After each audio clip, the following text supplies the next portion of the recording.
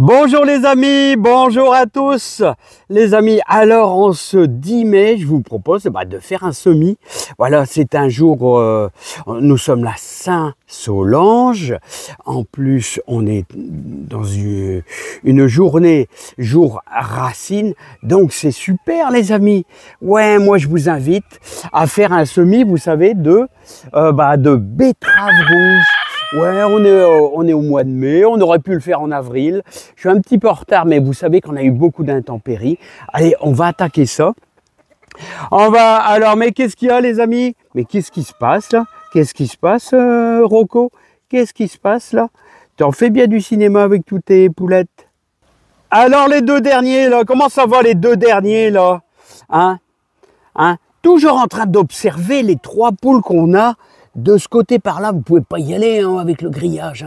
Heureusement, elles viennent pas encore dans mon potager.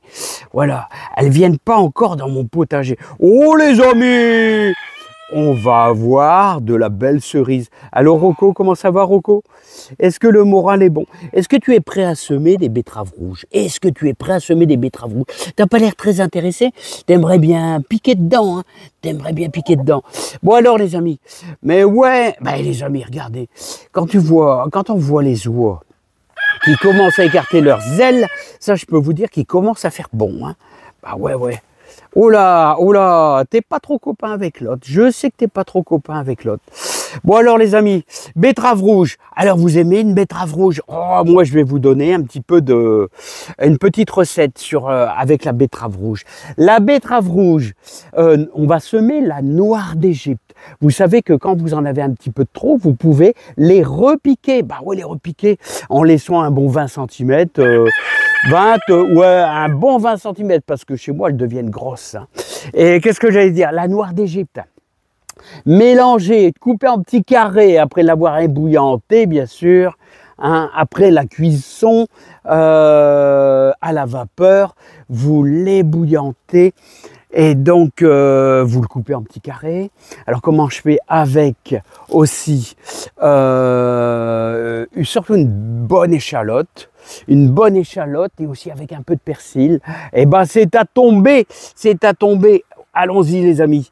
Voilà, je sais que tu avais envie de manger une cerise. Regardez les amis, ils mangent tous les cerises qui sont à leur hauteur. Il n'y a plus rien au-dessus. Hein. Voilà, mais dans le haut, ils ne savent pas le faire. Hein. Ouais, tu es en train d'observer le pommier là. Est-ce que tu vas manger des pommes par la suite? Je ne sais pas. Hein. Les pommes, on verra bien. Bon les amis, on attaque, c'est pas tout ça, on attaque.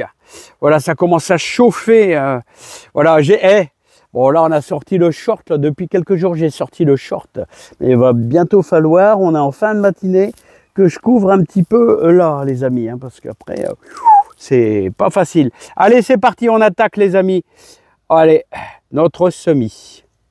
Alors les amis, nous sommes au mois de mai. On est le 10 mai et je vous propose, alors regardez, là je prépare. Je commence à préparer les amis pour ce qui est pour mes tomates. Là ça va être la prairie fleurie. Là bien sûr c'est de l'ail. Ici, là nous avons des mange-tout. Vous pouvez semer des mange-tout. Voilà, et vous avez vu la préparation pour les tomates? Là avec les piquets de 1,2 cm. Voilà, ça va très très bien. Moi j'aime bien travailler comme ça.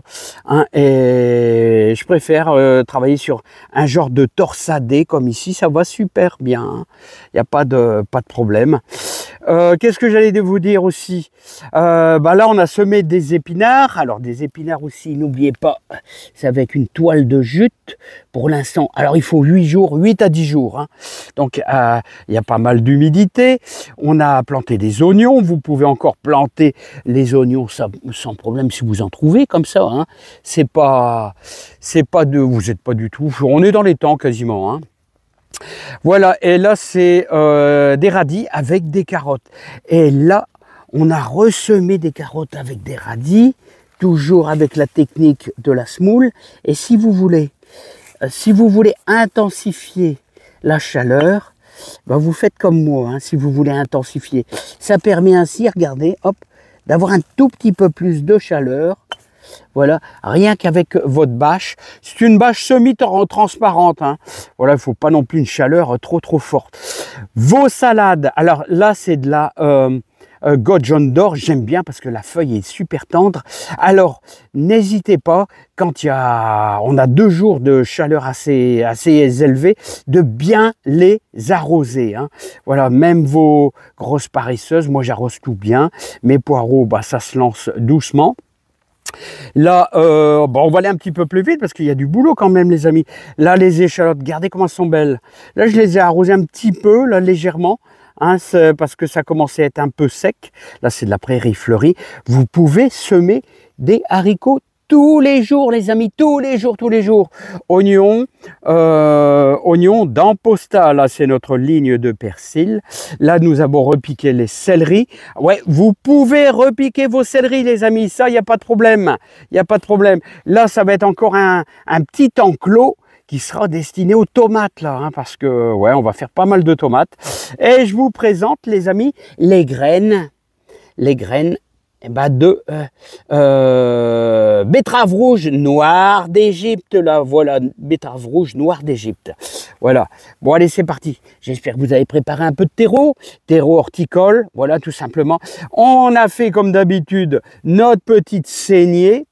Et là, ça devrait le faire, les amis. Voilà, et là, cette partie-là sera réservée concombres. Et, oh, les concombres, je les mettrai ailleurs. Ça sera plutôt les melons, je crois, là. Regardez le fumier de cheval, là. Bon, allez, c'est parti, les amis. Hein, bah, les amis, j'ai mis la casquette, hein, parce que ça chauffe, hein, croyez-moi, ça chauffe. Alors, je vous conseille de faire un beau petit sillon, comme ici. Voilà, un beau petit sillon. Hein, et qu'on va arroser un peu, mais d'abord je vais mettre un petit peu de terreau. Voilà, j'aime bien travailler avec ce genre de technique. Ah, là il y a un petit liseron qui m'embête. Voilà, mais vous inquiétez pas, il va revenir, hein. Ça revient toujours. Alors, vous allez mettre dans votre fond, là toujours, un bon terreau horticole, bien nourrissant. Toi, je vais te décaler, je n'ai plus besoin de toi. Voilà. Maintenant que la ligne est bien droite.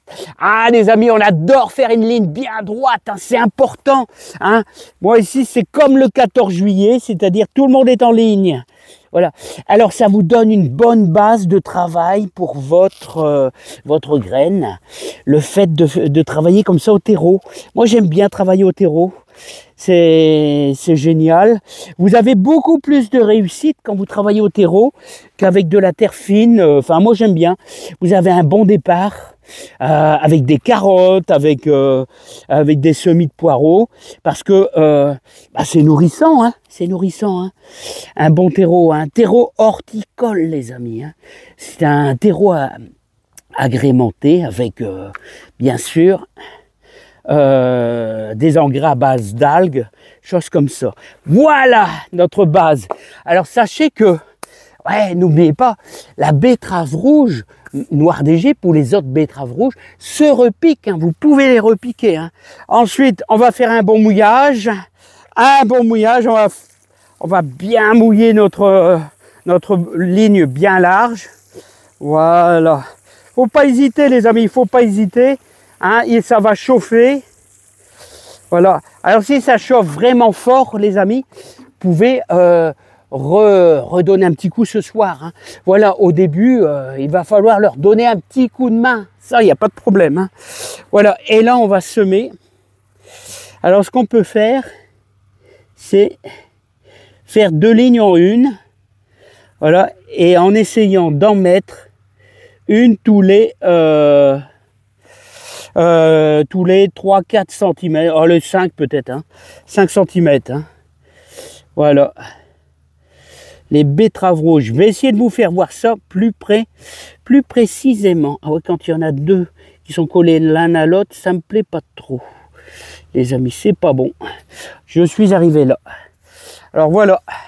Allez, je vais vous faire voir ça. Vous allez avoir de la belle betterave rouge, les amis, ça je vous le dis. Allez, c'est parti, mon kiki.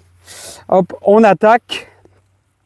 Alors regardez, il faut essayer, vous voyez, d'en mettre comme ça, tous les 3-4 cm. Après, c'est pas grave. Vous allez les éclaircir. Hein, vous allez les éclaircir tout simplement. Alors voilà, je vais vous faire voir ça. Alors quand il y en a deux qui sont fort serrés, il faut essayer de les décaler. Regardez, là ils sont à 2, c'est pas bon. Voilà, hop là. Et là maintenant, ce qu'on peut faire, c'est... Bon là, je n'ai pas fini ma ligne. Là, vous refaites. Mais là, on va être plutôt à 10 cm d'écart. Regardez, 10 cm d'écart. Voilà, hop, voilà. Vous avez compris un peu le système? Voilà. Ce qui est très bien. Alors là, maintenant, la technique, c'est toujours plus ou moins la même, les amis. Hein. C'est-à-dire qu'on va recouvrir nos graines avec un filet de terreau, mais léger. Toujours léger. Voilà. Voilà. C'est une graine déjà assez grosse. Donc là, vous voyez, ça devrait le faire. Hein. Ça devrait le faire.